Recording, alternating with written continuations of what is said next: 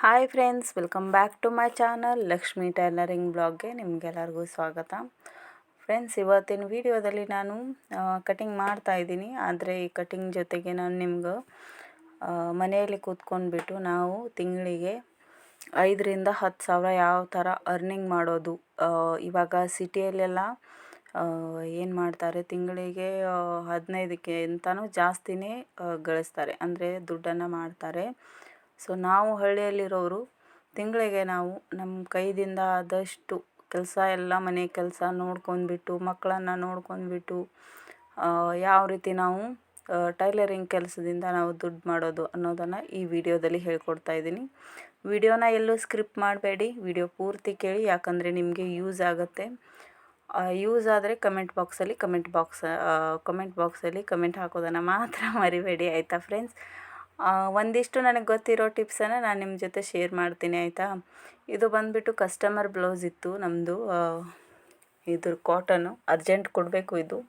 So ಹಾಗಾಗಿ ನಾನು ಈ ವಿಡಿಯೋ ಮಾಡ್ತಾ ನಾನು ನಿಮಗೆ ಟೈಲರಿಂಗ್ ಬಗ್ಗೆ ಒಂದೆರಡು ಅಂದರೆ ಟಿಪ್ಸನ್ನು ಕೊಡ್ತೀನಿ, ನಾವು ಯಾವ ಥರ ದುಡ್ಡು ಮಾಡೋದು ಅಂತ.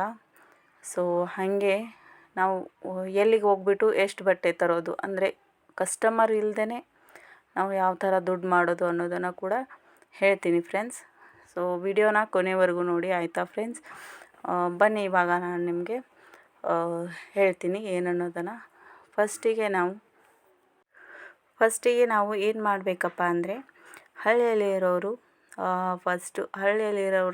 ರೇಟ್ ಕಡಿಮೆ ಇರುತ್ತೆ, ಆಯಿತಾ. ಅದರಲ್ಲಿ ಹೊಲದಲ್ಲಿ ಯಾರು ಇರ್ತಾರೆ ನೋಡಿ, ಅವರಿಗಂತೂ ತುಂಬಾ ರೇಟ್ ಕಡಿಮೆ ಇರುತ್ತೆ. ಅತಿ ಚೀಪ್ ರೇಟಿಗೆ ಹೊಲಿಸ್ಕೋತಾರೆ ಫ್ರೆಂಡ್ಸ್. ಹಾಗಾಗಿ ನಾವು ಏನಪ್ಪ ಮಾಡಬೇಕು ಅಂದರೆ, ಫಸ್ಟಿಗೆ ನಾವು ಬ್ಲೌಸ್ ಆಗಲಿ ಯಾವುದೇ ಥರ ಬಟ್ಟೆ ಆಗಲಿ ನಾವು ಹೊಲಿತಿದ್ರೆ ಅದನ್ನು ನಾವು ನೀಟ್ ಫಿನಿಶಿಂಗಾಗಿ ಕೊಟ್ಬಿಡಬೇಕು. ನಮ್ಮದೇ ಆದ ರೇಟ್ ಇಡಬೇಕು ಫ್ರೆಂಡ್ಸ್. ಇದೊಂದು ಕಾರಣ ಆಗುತ್ತೆ ನಮಗೆ. ಮತ್ತು ಹೇಳಿದ ಟೈಮ್ಗೆ ನಾವು ಅವ್ರು ಕೊಟ್ಟಿರೋ ಬಟ್ಟೆಗಳನ್ನು ಕೊಡಬೇಕಾಗತ್ತೆ, ಆಯಿತಾ. ಅವರು ಅಂದರೆ ಈ ದಿನ ಬೇಕು ಅಂತ ಅಂದಿರ್ತಾರಲ್ಲ, ನನಗೆ ಇವತ್ತೇ ಬೇಕು ಅಂದಾಗ ನಾವು ಏನು ಮಾಡೋದು, ನಮ್ಮ ಕೈಯಿಂದ ಆಗಿದ್ರೆ ಮಾತ್ರ ಆ ಬಟ್ಟೆನ ನಾವು ತಗೋಬೇಕು. ಇಲ್ಲ ನಾವು ಹೊಲಿದು ಕೊಡ್ತೀವಿ, ಸ್ಟಿಚ್ ಮಾಡಿಕೊಡ್ತೀವಿ ಅಂತ ನಾವು ಅರ್ಜೆಂಟಲ್ಲಿ ಹೊಲಿತಿದ್ದೀವಿ ಅಂತ ಹೇಳಿಬಿಟ್ಟು ನಾವು ಯಾವುದೇ ಥರ ಗೊಂದಲ ಮಾಡಬಾರ್ದು. ಸೊ ಅರ್ಜೆಂಟು ಮಾಡಬಾರ್ದು. ನಮಗೆ ಎಷ್ಟು ಇದು ಆಗುತ್ತೆ ನೋಡಿ, ಅಷ್ಟು ನಿಧಾನಕ್ಕೆ ತಲೆಯನ್ನು ಸ್ವಲ್ಪ ಇದು ಇಟ್ಬಿಟ್ಟು ಶಾಂತ ಇಟ್ಬಿಟ್ಟು ಹೊಲಿಬೇಕು ಫ್ರೆಂಡ್ಸ್. ಮತ್ತು ಆ ಬ್ಲೌಸ್ ಬಂದುಬಿಟ್ಟು ಇವಾಗ ನನಗೆ ಫ್ರೆಂಡ್ಸ್ ಒಬ್ಬರು ತಂದು ಕೊಟ್ಟಿರೋದು. ನಾಳೆ ಅವರು ಊರಿಗೆ ಹೋಗ್ತಾ ಇದ್ದಾರಂತೆ. ಸೊ ಸಿಂಪಲ್ ನೆಕ್ ಮಾಡ್ತೀನಿ, ಮತ್ತು ಅದಕ್ಕೆ ನಾನು 200 ರೂಪಾಯಿ ತೊಗೋತೀನಿ, ಆಯಿತಾ. ಸಿಂಪಲ್ ನೆಕ್ಕು ಮತ್ತು ಅದಕ್ಕೆ ರೌಂಡಲ್ಲಿ ಒಂದು ಲೇಸು, ಆಮೇಲೆ ಲಟ್ಕನು, ಇಷ್ಟಾದರೆ ನಾನು ಅದಕ್ಕೆ 200 ರೂಪಾಯಿ ಚಾರ್ಜ್ ಮಾಡ್ತೀನಿ ನೋಡಿ. ನಾನು ಇಲ್ಲ ಅಂದ್ರೂ ಇವಾಗ ಮನೆಯಲ್ಲೇ ಕೂತ್ಬಿಟ್ಟು ಅಂದರೆ ದಿನಕ್ಕೆ ಒಂದು 200ರಿಂದ 100 ರೂಪಾಯಿ ಮನೆ ಕೆಲಸ ಮಾಡ್ಕೊಂಡ್ಬಿಟ್ಟು ಅರ್ನಿಂಗ್ ಮಾಡ್ತೀನಿ. ಪಿಕೋ ಫಾಲ್ ಏನಿದೆ ಅದರದ್ದು ಬೇರೆ ರೇಟು. ಸೊ ಅದನ್ನು ಕೂಡ ನಾನು ಮಾಡೋಕ್ಕೆ ತೊಗೋತೀನಿ. ಈ ಯೂಟ್ಯೂಬ್ದಿಂದ ನಾನು ಒಂದು ಸ್ವಲ್ಪ ದೂರ ಇದ್ದೀನಿ ಅಷ್ಟೇ. ಯೂಟ್ಯೂಬ್ ಆದಮೇಲೆ ಇದರಲ್ಲಿ ನನಗೆ ಸಕ್ಸಸ್ ಏನಾದರೂ ಸಿಕ್ತು ಅಂದರೆ ನನ್ನದೇ ಆದ ಬುಟ್ಟಿಕನ್ನು ನಾನು ತೆಗಿಬೇಕು ಅಂತ ಅನ್ನೋದು ನನ್ನದು ಒಂದು ದೊಡ್ಡ ಕನಸು ನೋಡಿ ಫ್ರೆಂಡ್ಸ್. ಇವಾಗ ಬನ್ನಿ ನಾನು ಮೇನ್ ಟಾಪಿಕಿಗೆ ಬರ್ತೀನಿ. ಇವಾಗ ಏನಪ್ಪ ಅಂದರೆ, ಹಳ್ಳಿಯಲ್ಲಿರೋದು ಹೇಗೆ ನಾವು ಕಸ್ಟಮರ್ ಇಲ್ಲದೇ, ಈ ಟಾಪಿಕ್ ಮೇಲೆ ನಾವು ಮಾತಾಡೋಣ. ಕಸ್ಟಮರ್ ಇಲ್ಲದೇ ಯಾವ ರೀತಿ ನಾವು ದುಡ್ಡನ್ನು ಅರ್ನ್ ಮಾಡ್ಬೋದು ಅಂತ. ಸೊ ಏನಪ್ಪ ಮಾಡಬೇಕು ನೀವು ಮೊಟ್ಟ ಮೊದಲ ಅಂತ ಹೇಳೋದಾದರೆ, ಫಸ್ಟಿಗೆ ಹಳ್ಳಿಯಲ್ಲಿರೋರು ಯಾರೂ ಕಸ್ಟಮರ್ ಇಲ್ಲ, ನಾನು ಚೆನ್ನಾಗಿ ಹೊಲಿತೀನಿ ಮತ್ತು ನನಗೆ ಇದರಲ್ಲಿ ನನಗೆ ಇದು ಐತೆ ಅಂದರೆ ಇಷ್ಟಿಷ್ಟು ವರ್ಷ ನಾನು ಕೆಲಸ ಮಾಡಿದ ಅನುಭವ ಐತೆ ಅನ್ನೋದಾದರೆ, ನೀವು ಫಸ್ಟಿಗೆ ಮಾಡುವ ಮೊಟ್ಟ ಮೊದಲನೇ ಕೆಲಸ ಏನು ಗೊತ್ತಾ ಫ್ರೆಂಡ್ಸ್. ನೀವು ಇವಾಗ ಅಕ್ಕಪಕ್ಕ ನೀವು ಹಳ್ಳಿಯಲ್ಲಿ ಇರ್ತೀರ ಅಂತ ಅಂದ್ಕೊಳ್ಳಿ. ನಿಮ್ಮ ಸಿಟಿ ಯಾವುದಿದೆ ಅಂತ ನೋಡ್ಕೊಳ್ಳಿ. ಇವಾಗ ನಮ್ಮ ಸಿಟಿ ಬಂದುಬಿಟ್ಟು ನಮ್ಮದು ಅಥಣಿ ತಾಲೂಕು. ಅಥಣಿ ಐತಲ್ಲ, ಅಲ್ಲಿ ಗಾರ್ಮೆಂಟ್ಸ್ಗಳು ತುಂಬಾ ಇದ್ದಾವೆ ನೋಡಿ. ಸೊ ಹಾಗಾಗಿ ನಾನು ಮೊದಲೆಲ್ಲ ಏನು ಮಾಡ್ತಿದ್ದೆ ಅಂದರೆ, ನನಗೆ ಕಸ್ಟಮರ್ಸು ಅಷ್ಟು ಬರ್ತಿರಲಿಲ್ಲ. ಸೊ ನಾನು ಏನು ಮಾಡ್ತಿದ್ದೆ, ನಮ್ಮ ಸಿಟಿಗೆ ನಾನು ಹೋಗಿಬಿಟ್ಟು ಗಾರ್ಮೆಂಟ್ಸ್ಗಳಿಗೆಲ್ಲ ಭೇಟಿ ಕೊಡ್ತಿದ್ದೆ. ಯಾಕಂದರೆ ನಮ್ಮ ಮನೆಯಲ್ಲಿ ಅಲಾವ್ ಇಲ್ಲ ಫ್ರೆಂಡ್ಸ್ ಹೊರಗಡೆ ಹೋಗಿಬಿಟ್ಟು ದುಡಿಯೋಕ್ಕೆ. ನಾನು ಮನೆಯಲ್ಲಿ ಹೌಸ್ ವೈಫ್ ಇರೋದರಿಂದ ಮನೆ ಮಕ್ಕಳು ನೋಡಿಬಿಟ್ಟು ನನಗೆ ಕೆಲಸ ಮಾಡಬೇಕಿತ್ತಲ್ವ. ನನ್ನದೇ ಆದ ಒಂದು ಅದು ಇರುತ್ತಲ್ಲ, ಕೆಲವು ಹೆಣ್ಮಕ್ಳಿಗೆ ನಮ್ಮದೇ ಪದೇ ಪದೇ ಯಾರ ಹತ್ರನೂ ಕೈ ಚಾಚಬಾರ್ದು ಅನ್ನೋ ಒಂದು ಏನು ಅಂತಾರಲ್ಲ, ಸ್ವಾಭಿಮಾನ ಅದು ಇರುತ್ತೆ. ಸೊ ಅದೇ ಸ್ವಾಭಿಮಾನ ನನಗೂ ಕೂಡ ಇತ್ತು.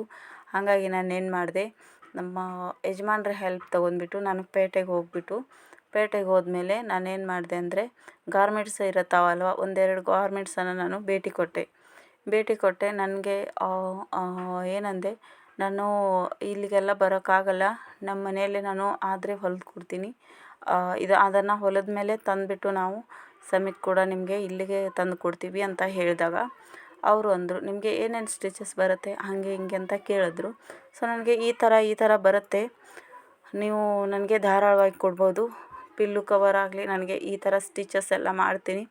ಸೊ ಅವ್ರಿಗೆ ಹೇಳಿದೆ, ನನಗೆ ಈ ಥರ ಸ್ಟಿಚಸ್ ಬರುತ್ತೆ, ಸೊ ಕೊಡ್ತೀರಾ ಅಂತ ಕೇಳಿದಾಗ ಅವರೇನಂದರು, ಓಕೆ ನಾವು ಕೊಡ್ತೀವಿ, ಸೊ ನಮಗೆ ಇಷ್ಟು ಟೈಮ್ ಇರುತ್ತೆ, ನಿಮಗೆ ಇಷ್ಟು ಟೈಮಲ್ಲಿ ನಮಗೆ ಇಷ್ಟು ಬಟ್ಟೆನ ನೀವು ಹೊಲಿದು ಕೊಡಬೇಕಾಗತ್ತೆ, ನಾವು ಇಷ್ಟಿಷ್ಟು ಅಮೌಂಟನ್ನು ಅಂತ ನಿಮಗೆ ಕೊಡ್ತೀವಿ ಅಂತ ಅಂದರು ಫ್ರೆಂಡ್ಸ್. ಹಾಗಾಗಿ ನಾನು ಒಪ್ಕೊಂಡ್ಬಿಟ್ಟು ನಾನು ಆ ಕೆಲಸನ ನಾನು ಮಾಡ್ತಿದ್ದೆ ಮೊದಲು. ಸೊ ಮಾಡಿದಾಗ ತುಂಬ ಚೆನ್ನಾಗಿ ಅರ್ನಿಂಗ್ ಆಗ್ತಿತ್ತು.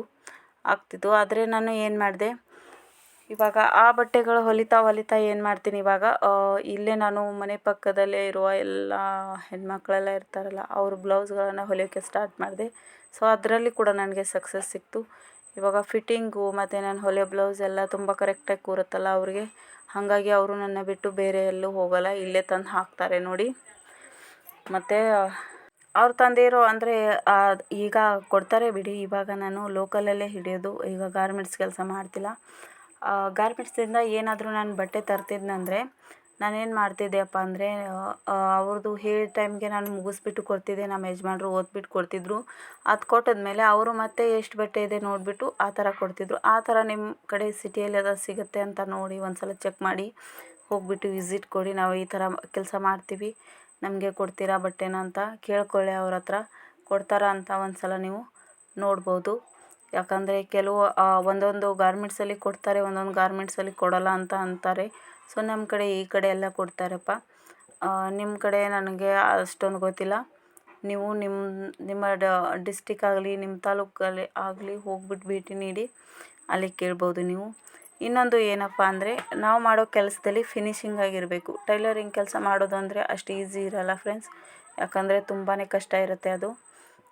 ಹೊಲಿದವ್ರಿಗೆ ಗೊತ್ತು, ನನ್ನ ವಿಡಿಯೋ ನೋಡೋ ಟೈಲರ್ಸ್ಗೂ ಗೊತ್ತು ಈ ಕೆಲಸ ಹೇಗೆ ಇರುತ್ತೆ ಅಂತ. ಏನಪ್ಪ ಅಂದರೆ, ಇವಾಗ ನಾವು ಕಲಿಯುವಾಗ ನಮ್ಮ ತಲೆ ತುಂಬಾ ಶಾಂತವಾಗಿರಬೇಕು. ಸೊ ತಲೆಯಲ್ಲಿ ಯಾವುದೇ ಥರ ಇದು ಇರಬಾರ್ದು ನೋಡಿ, ಅಂದಾಗ ನೋಡಿಬಿಟ್ಟು ಕಲಿತ್ರೇ ಈ ಕಲೆ ನಮಗೆ ಒಲಿಯೋದು, ಇಲ್ಲಾಂದರೆ ಈ ಕಲೆ ನಮಗೆ ಒಲಿಯೋಲ್ಲ ನೋಡಿ.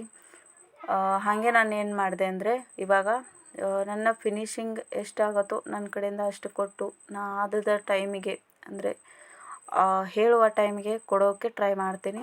ಸೊ ಹಾಗಾಗಿ ಅವ್ರು ಏನು ಮಾಡ್ತಾರೆ, ನಾವು ಹೇಳೋ ಟೈಮಿಗೆ ನೀನು ಕೊಡ್ತೀಯಾ ಅಂದ್ಬಿಟ್ಟು ಅವರು ನನ್ನ ಹತ್ರ ಬ್ಲೌಸ್ಗಳನ್ನು ತಂದು ಕೊಡ್ತಾರೆ ಫ್ರೆಂಡ್ಸ್. ಇದೊಂದು ಕಾರಣ ಆಗುತ್ತೆ ನಮ್ಮ ಬಿಸ್ನೆಸ್ಸನ್ನು ನಾವು ಇಂಪ್ರೂವ್ ಮಾಡೋಕ್ಕೆ. ಮತ್ತು ಯಾವುದೇ ಥರ ಬಟ್ಟೆ ಬರಲಿ, ಈ ಥರ ಬರಲಿ ಆ ಥರ ಬರಲಿ, ನಾವು ಹಿಂಜರಿಬಾರ್ದು, ನಾನು ಮಾಡಿಕೊಡಲ್ಲ ಅಂತ ಅನ್ನಬಾರ್ದು ಫ್ರೆಂಡ್ಸ್. ಸೊ ನಮ್ಮ ಕೈಲಿ ಆಗಲ್ಲ ಅನ್ನೋ ಮಾತು ಬರಬಾರ್ದು, ಇಲ್ಲ ನಾನು ಮಾಡಿಕೊಡ್ತೀನಿ ಅಂತ ಅನ್ನೋ ಮಾತೇ ಬರಬೇಕು. ಇವಾಗ ನಮ್ಮ ಕಸ್ಟಮರ್ ಇರ್ತಾರೆ ಅಂತ ಅಂದ್ಕೊಳ್ಳಿ, ನಮ್ಮ ಕಸ್ಟಮರ್ ಏನಂತಾರೆ, ಇಲ್ಲ ನಮಗೆ ಈ ಥರ ಸ್ಟಿಚಸ್ ಮಾಡಿಕೊಡಿ, ನಮ್ಮ ನೈಂಟಿ ಇದೆ ಅದನ್ನು ಹಿಡಿದು ಕೊಡಿ, ಇಲ್ಲಾಂದರೆ ನಮ್ಮ ಸ್ಲೀವ್ ಇರುತ್ತೆ ಅದನ್ನು ಹಿಡಿದು ಕೊಡಿ ಅಂತ ಇರುತ್ತಲ್ಲ, ಹಾಗೆ ಆ ಥರ ನಾವು ಹಳ್ಳಿಯಲ್ಲಿರೋರು ಈ ಥರ ನಾವು ಇಂಪ್ರೂವ್ ಮಾಡ್ಕೋಬೇಕಾಗತ್ತೆ ನಮ್ಮ ಬಿಸ್ನೆಸ್ಸನ್ನು. ಇವಾಗ ಸಿಟಿಯಲ್ಲಿರೋರು ಇಲ್ಲ ನಾನು ಇವಾಗಲೇ ಫಸ್ಟ್ ಟೈಮ್ ನಾನು ಸಿಟಿಯಲ್ಲಿ ಇದ್ಬಿಟ್ಟು ಜಾಬನ್ನು ಮಾಡ್ತಾಯಿದ್ದೀನಿ ಅಂದರೆ ಇದು ಟೈಲರಿಂಗ್ ಕೆಲಸನ ನಾನು ಓಪನಿಂಗ್ ಮಾಡಿದ್ದೀನಿ ಅಂತ ಅನ್ನೋರು, ಸಿಟಿಯಲ್ಲಿರೋ ರೇಟಿಗಿಂತನೂ ಒಂದು 5, 10 ಮತ್ತು ಇಲ್ಲಾಂದರೆ 100 ಗಟ್ಟಲೆ ಎಲ್ಲ ಜಾಸ್ತಿ ಇರುತ್ತೆ. ಅಲ್ಲಿ ಒಂದೊಂದು ಬ್ಲೌಸ್ಗೆ 700 ರೂಪಾಯಿ ಈ ಥರ ಚಾರ್ಜಸ್ ಮಾಡ್ತಾರೆ. ಸೊ ಆ ಥರ ಇರುವಾಗ ನೀವು ಒಂದು 100 ರೂಪಾಯಿ ಕಡಿಮೆ ತೊಗೊಳ್ಳಿ ಫಸ್ಟು ಸ್ಟಾರ್ಟಿಗೆ, ಏನೂ ಆಗೋಲ್ಲ ಒಂದು 100 ರೂಪಾಯಿ ಕಡಿಮೆ ತೊಗೊಂಡ್ರೆ. ಯಾಕಂದರೆ ಕಸ್ಟಮರ್ನ ನಮ್ಮ ಹತ್ರ ಸೆಳೆಯೋಕ್ಕೆ ಅದು ಒಂದು ಕಾರಣ, ಮುಖ್ಯವಾದ ಪಾಯಿಂಟ್ ಆಗುತ್ತೆ ನೋಡಿ, ಅದು ಒಂದು. ಇನ್ನೊಂದು ಏನಪ್ಪ ಅಂದರೆ, ಇವಾಗ ನಾವು ಅವರ ಬಟ್ಟೆ ಏನೈತೆ ಬಂದಾಗ ನಾವು ನಮ್ಮ ಹತ್ರ ಏನು ಬರ್ತಾರಲ್ಲ ಕಸ್ಟಮರು, ಅವ್ರಿಗೆ ನಾವು ತುಂಬ ಚೆನ್ನಾಗಿ ನೋಡ್ಕೋಬೇಕು. ಯಾವುದೇ ಥರ ರೂಢವಾಗಿ ಮಾತಾಡೋದು ಹೀಗೆ ಹಾಗೆ ಅಂತ ಅನ್ನೋದು ಆ ಥರ ಮಾಡಬಾರ್ದು. ಯಾಕಪ್ಪ ಅಂದರೆ ನಮ್ಮ ಕಲೆ ಒಬ್ಬೊಬ್ಬರು ನಮ್ಮ ಫಿನಿಶಿಂಗು ನಮ್ಮ ಕಲೆನ ನೋಡ್ತಾರೆ. ಇನ್ನೂ ಕೆಲವರು ಕಸ್ಟಮರ್ ಹೀಗಿರ್ತಾರೆ, ನಮ್ಮ ಮನಸ್ಸುಗಳನ್ನು ನೋಡ್ತಿರ್ತಾರೆ. ನಾವು ಯಾವುದೇ ಥರ ಅವ್ರಿಗೆ ಆ ಥರ ನಾವು ನಮ್ಮ ಮೇಲೆ ಭಿನ್ನಾಭಿಪ್ರಾಯ ಬರೋಕ್ಕೆ ನಾವು ಬಿಡಬಾರ್ದು ಅಲ್ವಾ. ಹಾಗಾಗಿ ನಾವೇನು ಮಾಡಬೇಕು, ಅವ್ರು ಹೇಳೋ ಮಾತಿಗೆಲ್ಲ ಹ್ಞೂ ಹ್ಞೂ ಅಂತ ಹ್ಞೂ ಹ್ಞೂ ಅಂದರೆ ಏನಾದರೂ ಹ್ಞೂ ಹ್ಞೂ ಅಂದರೆ ಮುಂದಕ್ಕೆ ಹೋಗ್ಬೋದು. ಇಲ್ಲ ಅಂದರೆ ವಾದಕ್ಕೆ ವಾದ ಮಾಡೋಕ್ಕಾಗಲ್ಲ. ಸೆಲ್ಫ್ ಮೇಲೆ ಬಂದರೆ ಬಿಡಬೇಡಿ ಯಾರನ್ನೂ. ಸೊ ನಮಗೆ ಈ ಥರ ನಮಗೆ ಮಾಡಿಕೊಡಿ, ಆ ಥರ ಮಾಡಿಕೊಡಿ, ಹೀಗೆ ಹಾಗೆ ಅಂತ ಕಿರಿಕಿರಿ ಕಸ್ಟಮರ್ ಅಂದರೆ ಕಿರಿಕಿರಿ ಇರುತ್ತೆ, ನಮಗೂ ಕೂಡ ಇರ್ತವೆ. ನಾವು ಇವಾಗ ಮನೆಯಲ್ಲೇ ಸ್ಟಾರ್ಟು, ನನ್ನ ಬಿಸ್ನೆಸ್ಸು ತುಂಬ ಚೆನ್ನಾಗಿ ನಡೀತಾ ಇದೆ.